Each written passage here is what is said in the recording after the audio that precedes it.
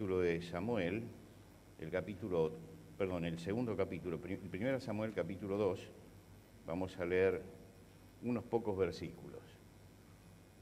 Ayer a la noche estaba conversando con un joven, que estábamos charlando, y le hablé yo del Día del Padre. Le dije, bueno, mañana celebramos el Día del Padre, y me dijo, a mí mi padre me abandonó. Como diciendo, este día yo me siento huérfano, no sé qué hacer, me abandonó. Y yo le dije, bueno, es una gran oportunidad para aprender. Y se quedó, ¿no? Como diciendo, y digo, hay que aprender tanto de lo bueno como de lo malo. Si tu padre te abandonó, sabés lo doloroso que es eso, por lo tanto, no abandones a tus hijos, ¿no? Y creo que esto de aprender de lo bueno y de lo malo, porque muchas veces cuando se llega a este día, algunos han tenido padres que han sido padres comprometidos y otros no. Se aprende de todo, también de los que no son comprometidos. ¿Por qué? Porque aprendemos por lo positivo o aprendemos por lo negativo también. Aprendemos por lo negativo. A veces se aprende lo que hay que hacer y a veces se aprende lo que no hay que hacer. Y por eso esta mañana voy a leer acerca de alguien que hizo lo que no hay que hacer, para sacar algunas conclusiones. En 1 Samuel capítulo 2, el versículo 30, dice, y vino un varón de Dios a Elí. Elí era el sacerdote en aquel momento, el sacerdote judío, el hombre encargado de enseñar la palabra de Dios al pueblo, y dice que vino un hombre de parte de Dios y le dijo, así ha dicho Jehová, ¿no me manifesté yo claramente a la casa de tu padre cuando estabas en Egipto, en la casa de Faraón? Y yo le escogí por mi sacerdote entre todas las tribus de Israel, para que ofreciesen sobre mi altar y quemasen incienso y llevasen el efod delante de mí, y di a la casa de tu padre todas las ofrendas de los hijos de Israel. ¿Por qué habéis hollado mis sacrificios y mis ofrendas que yo mandé ofrecer en el tabernáculo, y has honrado a tus hijos más que a mí, engordándoos de lo principal de todas las ofrendas de mi pueblo Israel? Por tanto, Jehová, el Dios de Israel, dice, yo había dicho que tu casa y la casa de tu padre andarían delante de mí perpetuamente, mas ahora ha dicho Jehová, nunca yo tal haga, porque yo honraré a los que me honran y a los que me desprecian serán tenidos en poco. Hasta aquí nada más en la lectura. Nuestra sociedad está viviendo un momento muy difícil, que es un momento de pérdida de identidades. Hay una ambigüedad sexual que se ve en todas partes. De repente nos encontramos con una persona, pero resulta que lo que le marcó la naturaleza, lo que le marcó Dios como sexo, lo rechaza y entonces se siente mujer, pero tiene un cuerpo de hombre, o se siente hombre, pero tiene un cuerpo de mujer. Esto significa que estamos en un estado de confusión, de ambigüedad frente a la realidad. Y esta ambigüedad también está en los roles, en lo que tenemos que hacer. Y estamos recibiendo embestidas permanentemente para que se rompa justamente aquellos valores que son los valores centrales de la familia. Y hay un desconocimiento hoy del rol del varón como esposo y del varón como padre. Hay un desconocimiento y hay hasta un desprecio acerca del hombre que se pudo ver en este último tiempo, cuando de pronto se está discutiendo el tema del aborto, un tema que es crucial en una sociedad, y se dice, los hombres no tienen que opinar porque no tienen nada que ver. Que yo sepa, un aborto ha tenido la colaboración de un hombre, porque si no, no hay aborto. Entonces no se puede decir no tiene nada que ver. Pero en alguna forma lo sacaron. Me recuerdo que estaba de la Universidad Católica Argentina, estaba el director de ética, de bioética. Es uno de los hombres que más sabe de bioética en el país, es el asesor de las iglesias evangélicas también, y lo descalificaron dos mujeres que no tienen ninguna capacidad intelectual como para descalificarlo, lo descalificaron simplemente porque es hombre. Entonces, si es hombre no puede opinar. Si es hombre, este tema no es de su competencia. Y estábamos frente a un hombre con preparación, un hombre que está trabajando a nivel universitario, un hombre que conoce bien cuál es la ética con que tiene que manejarse las cosas y que no hablaba por lo que le dijeron o por la ideología, sino hablaba con principios racionales. Bueno, yo creo que esto nos tiene que llevar a redefinir qué significa ser un hombre y qué significa ser una mujer. Cuando uno va al primer capítulo del libro de Génesis, Dios dice, y creó Dios al hombre. A imagen de Dios lo creó, varón y hembra los creó. Quiere decir que cuando Dios creó a la humanidad, al hombre, y acá se usa la palabra hombre en sentido genérico, porque ahora parecería que siempre hay que decir el hombre y la mujer, el hombre y la mujer. No, en la Biblia cuando se habla de hombre, se habla de la raza humana. Es el genérico por la raza humana. Acá dice, creó Dios al hombre y lo creó varón y hembra. Quiere decir que este término hombre está puesto para todo lo que signifique lo humano. Y nos diferencia porque dice, nos crió a imagen y semejanza de Dios y dijo, fructifiquen, multipliquen y llenen la tierra. Y esto es lo que Dios ha establecido y es la familia de acuerdo a la concepción de Dios. Ahora, levantó al lado una mujer. Dice, no es bueno que el hombre esté solo. Voy a hacer ayuda idónea para él. Ayuda idónea significa ayuda frente a él. Quiere decir que la mujer no es ni más ni menos que el hombre. Están puestos en un plano de igualdad. La palabra idónea significa esto, que están puestos en un plano de igualdad. La mujer y el hombre son ayuda, se ayudan mutuamente frente a frente. Son complementarios, porque no somos idénticos. Ahora, ¿dónde está la diferencia? Por igual, tanto el hombre como la mujer tienen un cuerpo, un alma y un espíritu. Por igual, el hombre y la mujer tienen pensamiento, sentimiento y voluntad. Los mecanismos diferentes entre el hombre y la mujer se dan porque el hombre privilegia el razonamiento por encima de todas las cosas y se olvida muchas veces de los sentimientos y de la intuición, y la mujer privilegia lo otro, y justamente de la unión de los dos se encuentra el equilibrio. Porque el hombre no puede ser totalmente razonamiento, ni puede ser totalmente sentimiento. Lo que quiere decir que Dios, permítame que diga una burrada, pero hay que recordarlo esto, Dios hizo las cosas bien. No voy a ser yo el que determine que Dios hizo las cosas bien, pero lo que quiero subrayar es esto. Parecería en el día de hoy que pensamos en Dios como que se ha equivocado y que ha hecho las cosas mal. No, las cosas están muy bien hechas. Y Dios cuando los bendice, dice, bendijo Dios y llamó el nombre de ellos, fíjese lo que dice, de ellos, de los dos, lo llamó el nombre de ellos Adán, el día que fueron creados. Y Adán quiere decir hombre, hombre. Llamó a los dos hombre. Cuando un antropólogo dice el hombre de las cavernas, ¿está dejando fuera a las mujeres? ¿O está usando el genérico? Está usando el genérico. Nadie piensa que en la caverna había solamente varones, pero decir el hombre de las cavernas es hablar genéricamente. Entonces es una burrada decir el hombre y la mujer permanentemente, el hombre y la mujer, el hombre y la mujer, y como dijo hasta un bárbaro, vamos a repartir los libros y las libras. ¿No es cierto? Y lo tengo grabado porque es un importante líder latinoamericano que lo dijo. Bueno, estas son las tonterías de este tiempo que nos llevan a mezclar todo. Dios crea y bendice a Adán, pero Adán es el hombre, y es el hombre en su totalidad. Cuando dice que Dios bendijo al hombre, nos bendijo a todos nosotros en las dos manifestaciones que tiene la raza humana, que es el hombre y la mujer. Ahora, en este Día del Padre tenemos que preguntarnos qué significa ser padre, qué significa ser esposo, qué significa ser varón, en el cabal sentido del término. Por eso elegí este fracaso, este hombre que fracasó, que era Elí. Él como padre era responsable de su familia y era responsable de sus hijos. Y cuando Dios viene a pedir cuenta, no le pidió cuenta a la esposa, le pidió cuenta al esposo. Le pidió cuenta al hombre. Y le dijo, yo te encargué algo y no lo hiciste. Él era un hombre que se dedicaba a enseñar la ley de Dios, pero fracasó en la formación de sus hijos.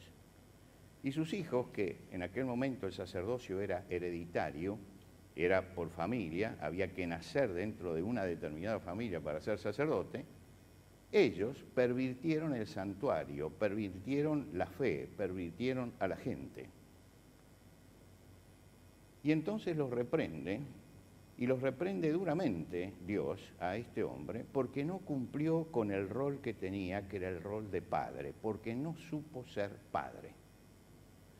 Entonces yo digo, bueno, es un buen ejemplo para pensar que el asunto de la paternidad es un asunto serio, y Dios lo toma en serio, porque los que somos padres tenemos una inmensa responsabilidad sobre nuestros hombros, que no lo podemos descargar en la mujer, porque tenemos una responsabilidad nosotros, ¿eh? Y en segundo lugar, porque tenemos que responder de esa responsabilidad que Dios nos dio, como le hizo Dios responder a este hombre. Y entonces, ¿cómo tenemos que ejercer la paternidad? Si usted tomara un mapa, usted vería que Elí vivía en medio de un pueblo que estaba rodeado en los dos extremos por dos pueblos totalmente diferentes. En el sur, en la zona sur, estaba el pueblo filisteo. Y los filisteos tenían una concepción del hombre y de la vida totalmente diferente a lo que Dios marcaba. Los filisteos eran hombres de guerra, y una de las cosas que decían los que los gobernaban es: esforzaos filisteos y sed hombres, para que no sirváis a los otros pueblos. Para ellos, ser hombre era ser un conquistador. Ser hombre era sojuzgar, era matar, era destruir, era someter a los demás. Era un concepto machista el que tenían de hombre. Ustedes imagínense lo que eran las mujeres allí y lo que eran los hijos en ese pueblo. La mujer era dejada totalmente de lado, porque era débil, porque no salía a la lucha, porque no servía para luchar. Y como no servía para matar al prójimo, entonces la mujer estaba dejada de lado. Y criaban a los hijos al margen de la madre para formarlos como varones y para formarlos como hombres de guerra. Esto era el típico machismo que vivía en ese pueblo, en los filisteos que estaban allí al sur.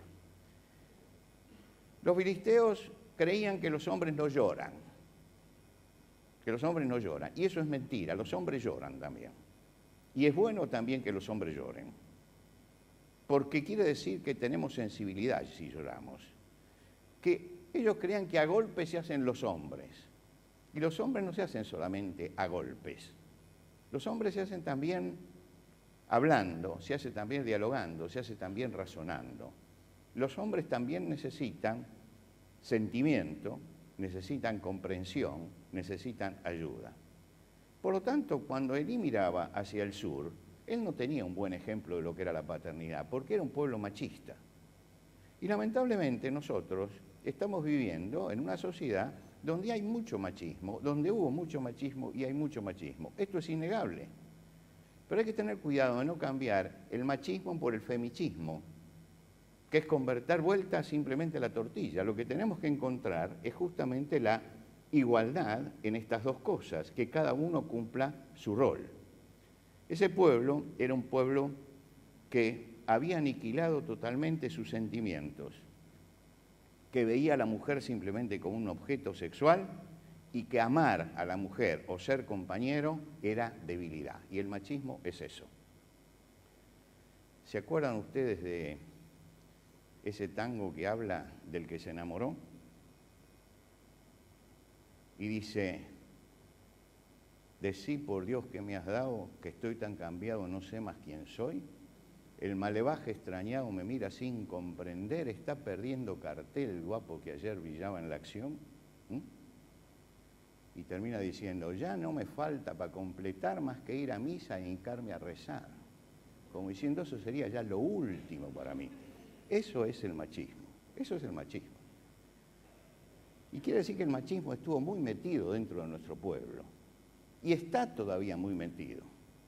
Pero es el reflejo de eso, ¿no? Es el reflejo de una actitud frente a la vida y frente a la mujer y frente a los sentimientos también, porque él siente que se enamoró y entonces ya se siente el último tipo. No puede ser. El malevaje, todos los compañeros de él lo miran extrañados porque algo le está pasando a este muchacho. Eso es el machismo. Eso estaba en el sur de Israel. Y Dios nunca enseñó a su pueblo, ni enseñó al hombre eso. Eso es contrario a los principios de Dios.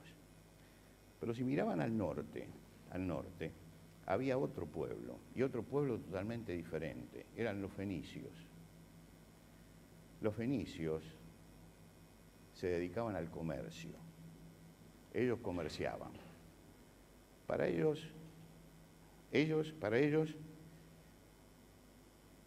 la vida estaba en acumular oro. Amontonó plata como polvo, dice el profeta Zacarías, y oro como lodo de las calles. Poéticamente está diciendo, se enriquecieron a fuerza de comerciar, y prácticamente en todo el mundo antiguo aparecían allí los fenicios, que eran los grandes comerciantes y los grandes mercaderes. Para ellos lo importante era poder salir, poder comerciar, poder ganar dinero, y cuando volvían y los vientos le eran contrarios, entonces agarraban a uno de sus hijos y lo sacrificaban a Moloch. ¿Para qué? Para que se aplacara y para que tuviera vientos favorables. Lo que quiere decir que el comercio estaba por encima de la familia y encima de los hijos. Esa era la forma de ver la paternidad de ellos.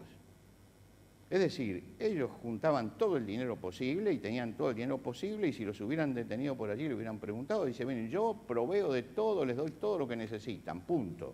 Con eso basta. Pero lo que tenían era un tremendo desprecio por la familia. Quiero decir que tanto de un lado como del otro, había dos extremos, que son los extremos también que se ven hoy. Porque así como hay padres que son machistas y que ejercen la paternidad como una forma de machismo, porque tal vez así la recibieron de sus padres y nunca se plantearon que a lo mejor la paternidad es otra cosa, hay quienes hoy también ejercen una paternidad mercantilista. Yo pongo la plata y después que se arreglen la madre con ellos y que se arregle la escuela, que para eso le pago a la escuela, para que me lo eduque, pero yo para eso trabajo. Y es otra visión de la paternidad. Ninguna de estas dos cosas estaba dentro del plan original de Dios para el Padre. Eran extremos de pueblos paganos que estaban fuera de la ley de Dios. Y lamentablemente nosotros vivimos en una sociedad donde estos dos extremos, que estaban allí, que el hilo tenía en una punta y la otra, son cosa corriente en la sociedad nuestra. Ahora, Elí no cayó en el machismo en ningún momento, ni tampoco cayó en el mercantilismo. No es que él se dedicaba todo el tiempo a trabajar y le daba poco tiempo a sus hijos, ni tampoco que maltrataba a su esposa y maltrataba a las mujeres. No es eso lo que tenía. Lo que Dios lo acusa es que estando en el medio y habiendo entendido perfectamente lo que debe ser un padre, él fue un padre ausente. Él fue un padre ausente. Y esta es una de las cosas que también pasa hoy, que tal vez sea lo que más tenemos que subrayar en este momento. Él estuvo ausente como figura de autoridad, estuvo ausente como presencia rectora. No eligió los extremos, no llegó a ser un padre castrador, ¿no es cierto?, como podían ser los filisteos. Tampoco fue un padre desentendido, como eran los padres fenicios, que dejaban a su mujer con sus hijos y se iban 6 o 7 meses navegando para comerciar, llegaban, traían el oro y volvían a salir. Y cuando tenían algún problema sacrificaban a su hijo y no había problema. No eran ninguna de estas dos cosas, pero no había estado presente en la vida de sus hijos. Y entonces, al no estar presente, no solamente se equivocó, sino que destruyó la vida de sus hijos. Todos los padres se equivocan, todos los padres se equivocan. En el boletín de hoy yo justamente escribo acerca de esto. Todos los padres se equivocan. Todos los padres nos equivocamos. Y nos equivocamos no una vez, nos equivocamos muchas veces. Pero lo importante es que el padre esté presente, aún con errores, pero esté presente.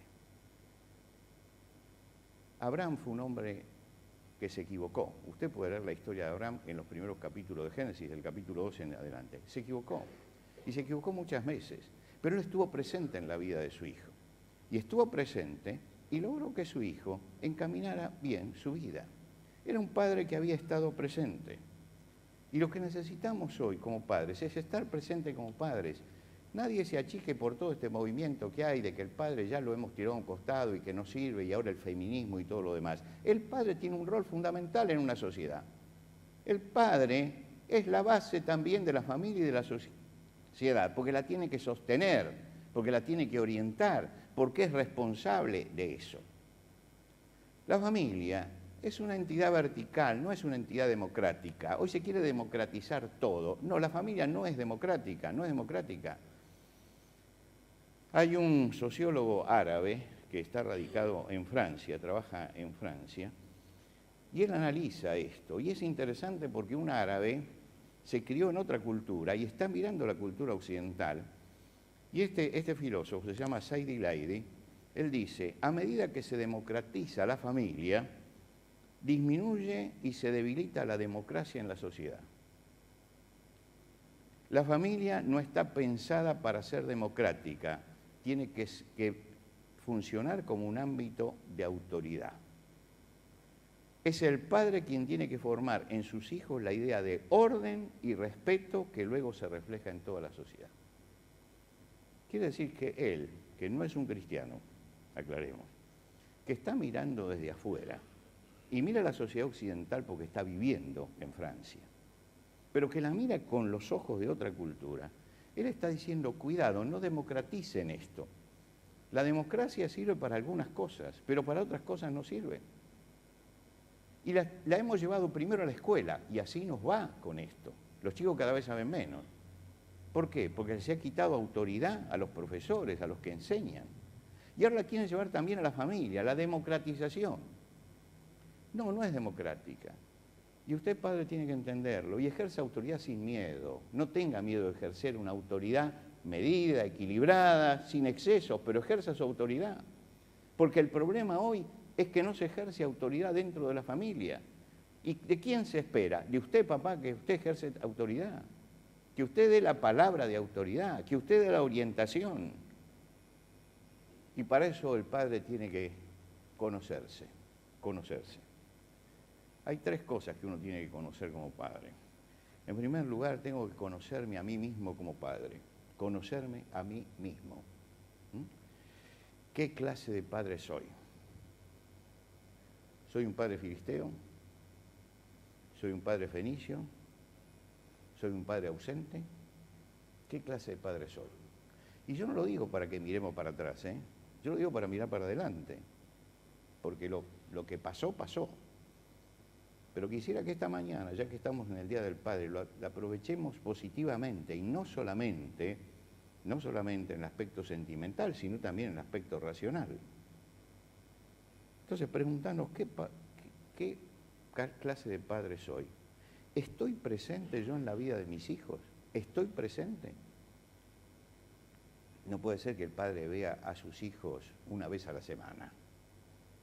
O que cuando llegue a la casa le diga a la esposa, sacame a los hijos porque hoy trabajé mucho y estoy molesto. Los hijos son un compromiso y hay que asumir ese compromiso. ¿Soy agobiante como padre? Lo voy a poner en términos porteños. ¿Soy pesado como padre, de esos padres que terminan irritando a sus hijos? ¿O sé mantener el equilibrio y sé explicarle las cosas? ¿Soy una bendición para mis hijos o no soy una bendición para mis hijos? Mire, el padre que agobia a sus hijos es tan pernicioso como el que los deja. Porque llega un momento que le ponen tanta presión que el hijo tiene que explotar. Y cuando explota, explota para cualquier lado. Por lo tanto, yo me tengo que conocer en primer lugar como padre. ¿Cómo soy como padre? Y este es un análisis que yo solo puedo hacer y que cada padre lo tiene que hacer. En segundo lugar, tiene que conocer a sus hijos, tiene que conocerlos. Cada uno necesita un trato diferente. ¿Cuántos hijos tiene usted? Uno puede escribir un manual de cómo se educa un hijo. Tiene dos, puede escribir dos manuales diferentes. Tiene tres manuales diferentes, porque no hay dos personas iguales. Y cada una necesita un trato absolutamente diferente porque tiene inclinaciones diferentes, porque tiene una estructura mental y como persona totalmente diferente. Y hay que trabajar sobre eso. Puede haber un hijo que sea rebelde y al lado puede tener un hijo que sea pacífico y son del mismo padre y se crían en el mismo hogar. Y usted dice, ¿cómo pueden ser tan diferentes? Y son diferentes, son diferentes. Por lo tanto, cuando aparece ese libro, ¿Cómo criar a tus hijos? Yo digo, ¿a qué hijo? ¿A qué hijo? ¿Cuál? ¿Al hijo que es rebelde y al otro? Porque hay una gama tremenda. Soy yo el que tengo que conocer a mis hijos. Tengo que conocerlos, tengo que saber. En segundo lugar, tengo que decir, este hijo no está para cumplir mis frustraciones. Si yo me frustré en la vida en algo, no puedo hacer que él haga lo que yo quiera que haga para que cumpla el sueño que yo tuve y no pude cumplir. No, él tiene sus sueños y tiene su vida y tiene su camino y tiene que seguir su camino. Entonces tengo que conocer ese camino. Porque hay padres que ya le tienen el esquema hecho al hijo de lo que tienen que hacer en la vida. No pare, hay que consultarlo a él, a ver qué es lo que quiere hacer. ¿Para dónde va? Y esta es tarea del padre. Él tiene que hacer su propio camino y hay que dejarlo ser, pero hay que orientarlo para que en ese camino no se desvíe ni para un lado ni para el otro, pero es su camino, no es mi camino, es el camino de él. Conocer sus problemas, conocer su carácter, conocer sus emociones y saber qué es lo que tienen que controlar, qué es lo que tienen que cambiar y trabajar sobre eso. Es una labor tremenda la del padre. Tiene que mirar a sus hijos y tiene que trabajar sobre eso. En tercer lugar, yo dije que hay 3 conocimientos. Conocimiento de sí mismo, el padre, conocimiento de los hijos. Y tiene que conocer a Dios, tiene que conocer cuáles son las leyes de Dios. ¿Cuál es la tarea que Dios me asignó? ¿Cuál es la ayuda que Dios me puede dar? Hoy hemos cantado mucho de la ayuda, ¿no? La ayuda de Dios. ¿Cuál es la ayuda que Dios nos puede dar en la crianza de nuestra familia? Porque no te engañes, no sabemos todo, ni podemos todo. Necesitamos que Dios esté con nosotros y nos ayude y nos oriente muchas veces. Y tengo que saber que Dios está al lado de nosotros y que yo puedo trabajar junto con Dios en mis hijos. Es la tarea del padre esta. Es la tarea del padre, porque son los padres en la Biblia los que imponen las manos sobre sus hijos. Y este es un acto antiguo, pero muy significativo.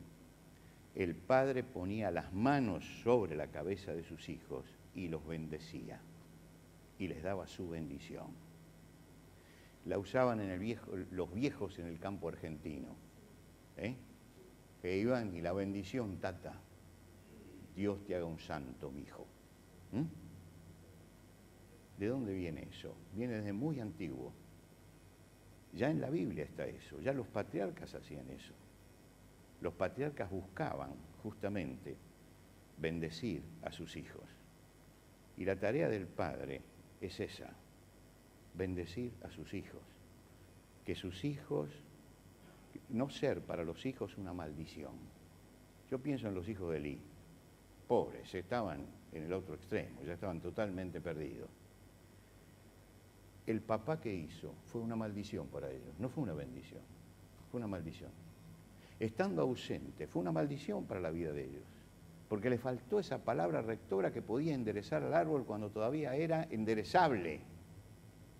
Cuando el árbol creció y echó el tronco, raíces y cuerpo, no se lo puede enderezar más. Por lo tanto, es al principio cuando hay que enderezarlo. Es al principio cuando hay que darle la dirección que tiene que tener en los valores, en la ética, en la moral, porque después el camino es de él, pero los valores son permanentes para todo el mundo. Es en ese momento. Elí no fue bendición para sus hijos y nosotros tenemos que ser bendición para nuestros hijos. No podemos ser una maldición para los hijos de ellos. Vuelvo a la conversación con el que inicié. Lo que yo conversaba ayer con este joven que me dijo mi padre me abandonó, él sentía que su padre había sido una maldición para su vida. Él sentía eso. Y es terrible llegar a pensar eso, ¿no es cierto? Pero puede pasar si ejercemos mal la paternidad.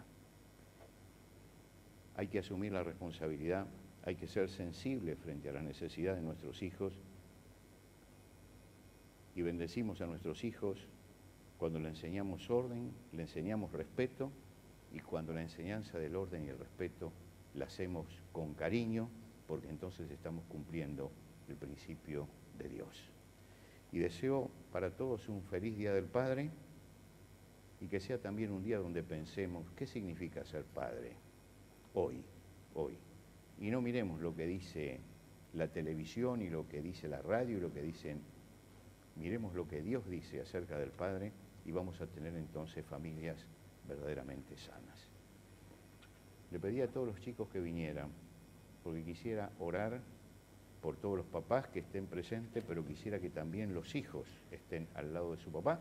Así que nos ponemos de pie y vamos a recibir a todos los chicos que van a estar entrando por allí y se van a desparramar y se van a acercar a sus papás. Que cada uno de los chicos que está entrando busque a su papá, se acerque a su papá. Todos, si usted está acá en la iglesia y tiene a su papá cerca, acérquese a su papá. Ahí están todos. ¿Ya se repartieron todos ya? Bueno, nos movemos, no hay problema. Ahí está. Muy bien. Ahí está. Muy bien. Sí, abrace a su hijo si lo tiene allí. Es importante, es importante.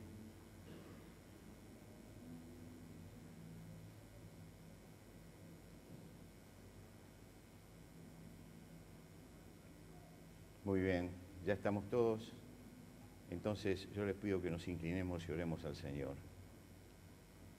Padre, en este momento te agradecemos por nuestros padres, porque bien o mal nos dejaron un ejemplo de lo que hay que hacer o de lo que no hay que hacer. Pero Señor, le debemos a ellos el respeto y la gratitud, y por eso te agradecemos por ellos.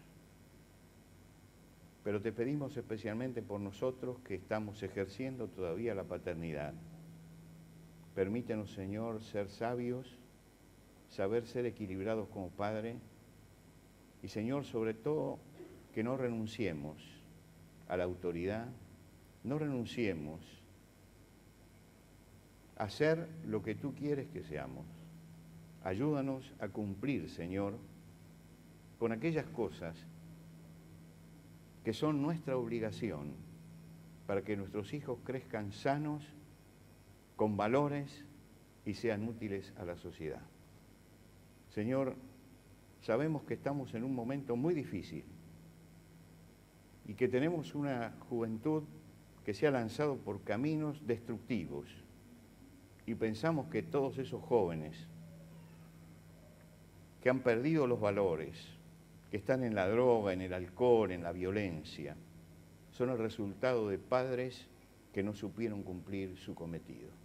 Y te pedimos, Señor, que nos bendigas a todos los que estamos aquí como padres para que sepamos qué es lo que tenemos que hacer y que bendigas también a nuestros hijos, para que ellos puedan valorar la educación que les estamos dando y puedan valorar también el orden y el respeto que les inculcamos. Bendice, Señor, a cada padre en este día, que podamos celebrar en familia, que podamos, Señor, agradecerte a ti por tu presencia en nuestra vida y danos, Señor, un día de paz, de sosiego y bendice, Señor, a nuestra patria en esta hora tan, pero tan difícil que estamos atravesando. Recibe, Señor, nuestro agradecimiento y nuestra adoración en el nombre de Cristo Jesús. Amén. Amén. Muy bien.